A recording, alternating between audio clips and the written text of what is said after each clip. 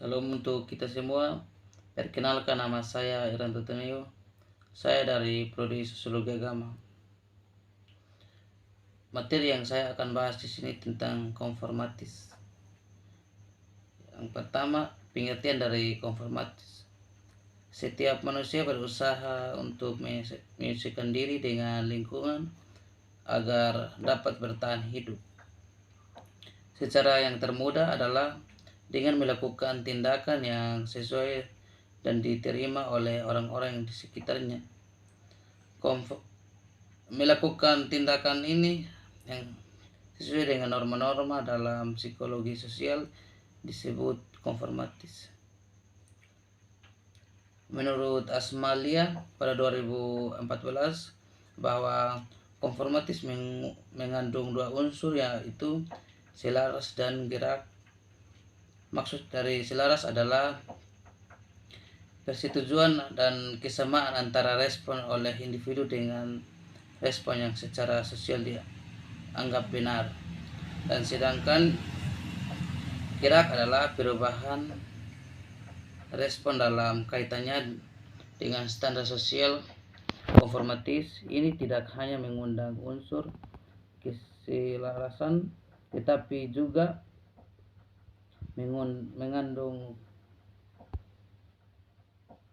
unsur gerak, yaitu perubahan respon. Apabila tidak ada perubahan respon, maka selaras tidak dapat dikatakan sebagai konformatis.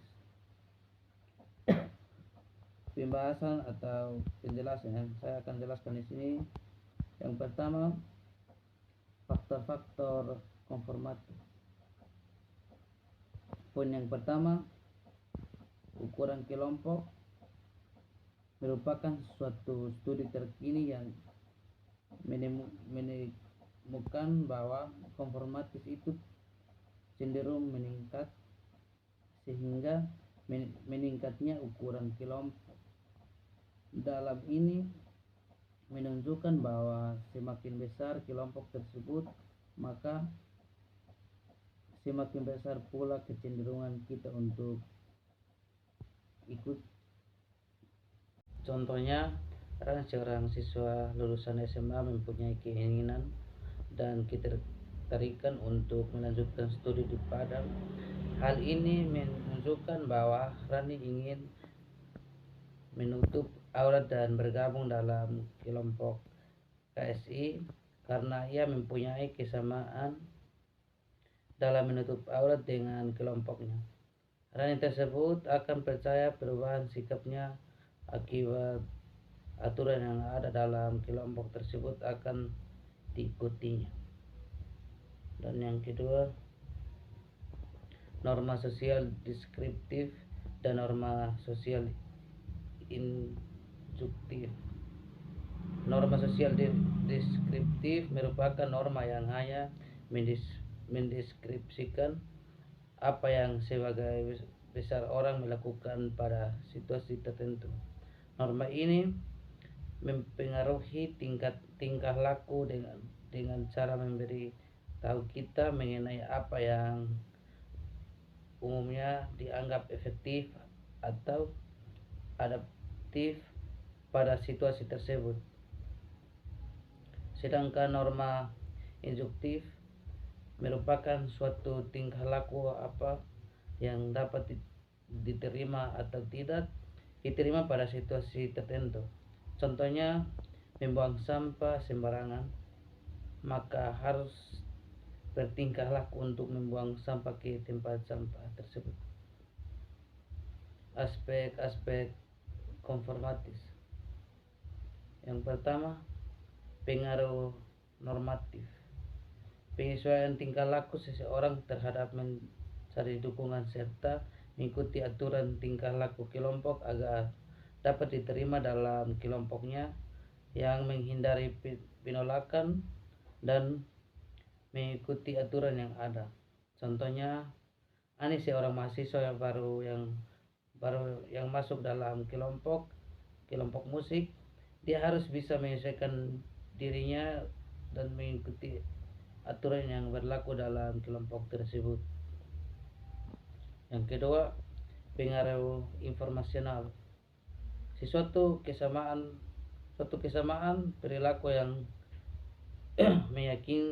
meyakinkan bahwa individu dengan kelompoknya, di mana persamaan perilaku menerima informasi disebabkan adanya bukti dan informasi mengenai kenyataan yang diberi oleh orang lain dapat diterima.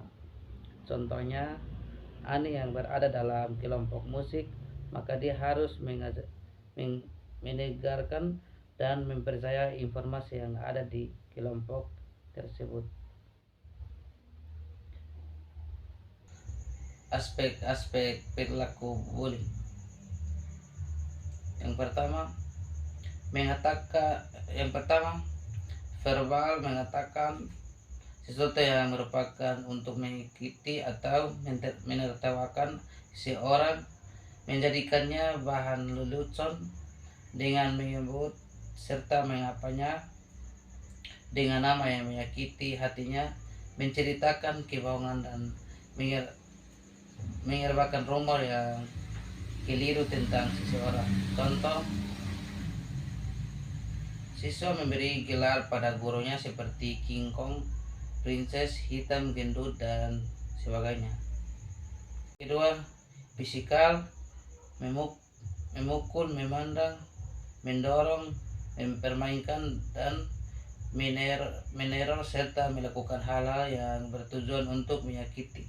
Contohnya, seorang siswa mendorong temannya yang tidak disukai di dalam kelas ketika temannya itu ke arahnya memandangnya. Yang ketiga, idiret, sepenuhnya menolak atau mengeluarkan seseorang dari kelompoknya, mengirim catatan serta mencoba membuat siswa yang lain tidak menyukainya. Contohnya, memfitnah teman yang tidak disukai dalam kelompok tersebut supaya teman-teman yang lain juga ikut tidak menyukainya dan bisa mengeluarkannya dari kelompok tersebut. Yang kedua, dampak perilaku bullying. Bagiannya yang pertama, kecemasan adalah suatu kondisi yang tidak menyenangkan seseorang yang bersifat emosional, seperti merasa kekuatan sehingga muncul sebuah sensasi fisik yang mengingatkan seseorang terhadap bahaya yang sedang mendekatinya. Contohnya, sekelompok siswa memukul temannya sehingga temannya itu merasa cemas dan ketika bertemu dengan sekelompok siswa tersebut. Bagian yang kedua, tingkat kompetensi sosial yang rendah. Kompetensi sosial adalah suatu kemampuan dan kecakapan atau keterampilan individu dalam bekerja sama, membangun interaksi sosial efektif dengan lingkungan dan memberi pengaruh pada orang lain demi mencapai tujuan. Contohnya, seseorang terkucil dalam kelompoknya sehingga menimbulkan tingkat kompetensi sosialnya yang rendah. Bagian yang ketiga, kesepian adalah keadaan emosi yang tidak bahagia yang diakibatkan oleh hasrat akan hubungan akrab tetapi tidak dapat mencapainya, sehingga kesepian terjadi ketika individu berharap ada hubungan sosial yang dekat dan tidak mampu untuk membangunnya. Contohnya, seseorang yang terkucilkan dari teman-temannya padahal ia ingin mengikuti bergabung dengan mereka sehingga dia merasa kesepian. Kesimpulan dari rangkuman materi saya, di sini kita dapat disimpulkan bahwa remaja yang menjadi korban bullying yang akan mengalami beberapa dampak psikologis, dan dampak psikologis tersebut adalah malas berangkat sekolah, nilai di sekolah menurun, perasaan kesepian, pindah sekolah, kepercayaan diri yang berkurang, dan menyelesaikan sosial menjadi buruk. saran dari saya, orang tua hendaknya dapat lebih memperhatikan kebutuhan anaknya dan menjadi tempat berbagi untuk anak-anak, sehingga anak-anak dapat menceritakan permasalahan yang dihadapi serta menciptakan suasana rumah yang menyenangkan bagi anak-anak yang lain. Sekian dari hasil presentasi saya. Kalau ada kata atau kalimat yang salah mohon dimaafkan. Terima kasih.